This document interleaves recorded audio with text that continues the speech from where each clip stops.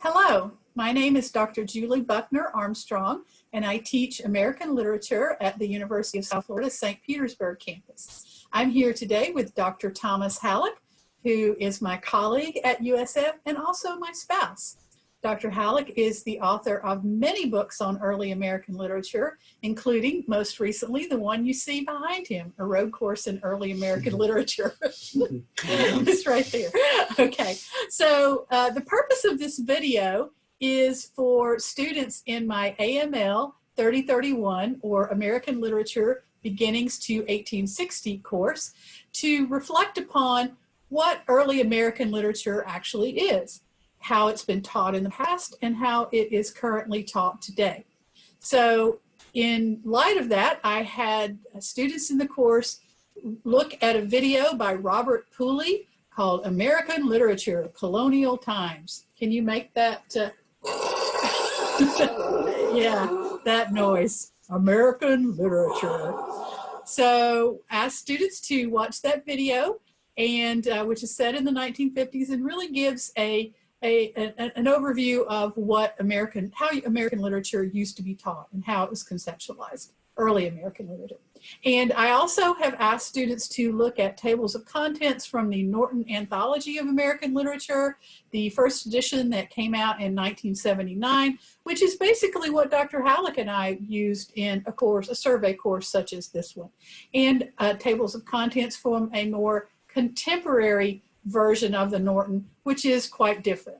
So here we are, how American literature used to be taught and how early American literature is taught today.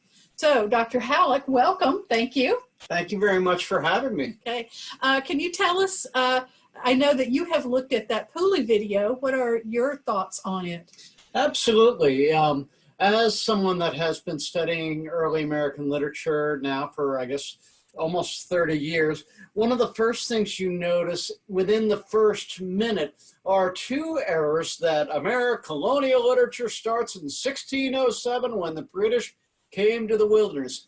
Well, that's wrong on two counts. At least the colonization, or to use Francis Jennings' term, the invasion of what would become the United States, goes back to 1513 with the arrival of Ponce de Leon to Florida. And it wasn't just the English colonizing, invading, coming to America.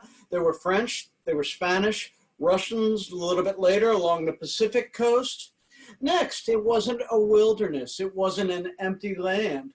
All right, native people, of course, hundreds if not thousands of natives lived in America, lived here since time immemorial, and shaped the landscape in very productive ways. Okay, well, thank you very much. Can you give us a little bit of insight into how scholars of early American literature approach that subject today and how that is different from what has been taught before? Sure. I pulled off my shelf the textbook that I used when I was in college, and I think this was 1985, The American Puritans, edited by Perry Miller, which even then was called still the indispensable basic anthology by Edmund S. Morgan. And in a lot of ways, it used to begin with the English with John Smith, and then it would go into the Puritans, and then you would have a little bit of revolution with Benjamin Franklin, then onto the Romantics. You would have Hawthorne, Edgar Allan Poe would scare us, and then we come back to we would come back to Emerson and Transcendentalism. One of the things that we have learned in early American studies is that it was a much more diverse place. Of course, we have a whole, if you look at an anthology today, let's say early American writings this is edited by Carla Mulford at Penn State, or the Norton Anthology of American Literature. This is the granddaddy of all multicultural anthologies, wouldn't you say? I might say the Heath is. The Heath, I'm sorry. Oh, I have the wrong one. I wanted to get the Heath. I grabbed the wrong one. Oh, well. Anyway, if you notice, sorry, I thought I had the Heath, but this is the Norton. But even the Norton is a lot more. We had a video fail just then. Yeah. If you notice, it begins with Native American oral traditions. Then it goes into the Europeans' views of the first century with Americo Vespucci, Italian, Christopher Columbus, Spanish, Bartolomé de las Casas, French explorers, and then it goes to different colonies throughout the Americas: French Canada, French Florida, Spanish New Mexico. And even today, people are starting to look at Russian colonization coming down the Pacific coast. So again, many, many different languages, many, many different groups, not all white and male. If you notice in the video that we watched, they gave two examples. One was Edward Taylor's poem, Who's Swiffery? Nothing against that poem, perfectly good poem. And the other one was Jonathan Edwards' Sinners in the Hands of an Angry God. Mm-hmm. And one of the things that early Americanists have done in the past 20, 30 years is recovered, again, a multiplicity of voices. So we have a much stronger tradition of women's writing. We are much better at uncovering Native American literacy, Native American forms of writing, everything from wampum belts to Mesoamerican pictographs. There are the narratives written by enslaved people that provide an African or a Black British perspective on the land. Things are being translated from different languages, as I mentioned. So I think we have a much broader canvas now to work with. Well, thank you very much. What I understand you to be saying is that, in previous times, we learned early American literature as this trajectory from the Puritans to Emerson. Mm-hmm. And I believe there is a scholar who calls that the Edwards to Emerson Express, which is a funny term. And we think about that as a more conventional way of thinking about the literature, the master narrative of early American literature, if you will, and that contemporary scholars have gone a long way toward deconstructing that master narrative and trying to open it up to a bigger variety of voices. Can you say something about why you think that is? I mean, what kind of purpose did that master narrative serve? Why is it there? I think it really came into effect in the 19th, but then especially in the middle of the 20th century, again, coming back to someone like Perry Miller, in which the people in the United States wanted to establish how this nation, the U.S., was unique, mm-hmm. how it was special, how it had a kind of mission. And that mission that they wanted to show was through Puritan New England.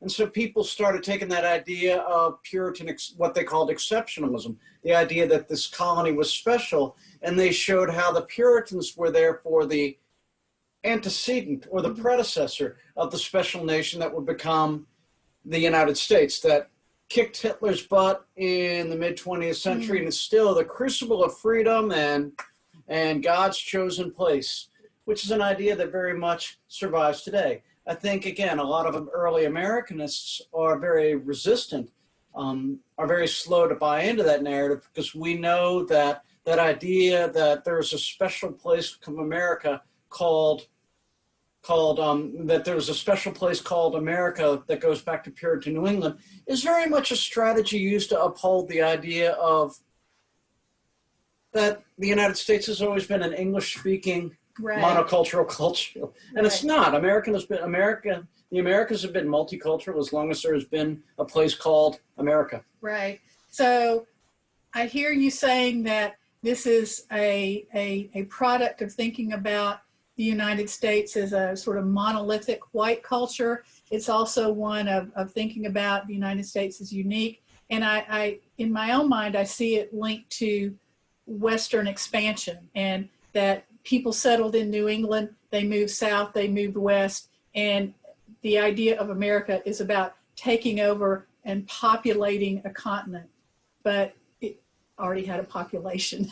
Right. Absolutely. I like to start, one of the texts that I like to start American literature classes with is the Tierra de la Peregrinación, or the Boderini Codice, which describes the migration of the Aztec Mexica people from the four corners of what would later become the United States, the U.S. Southwest, into Mexico, and the founding of the great Mexican city of Tenochtitlan, which of course Hernan Cortez invaded a few centuries later.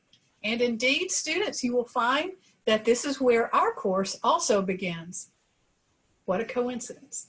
I think we were married. At any rate, we welcome you to the course. We want to be mindful of time to, keep the video relatively short, But before we close out, Dr. Hallock, do you have anything else to add? Nope. Read carefully. Always read with resistance. Don't take anything at face value, and ask yourself, how is this story being constructed and why?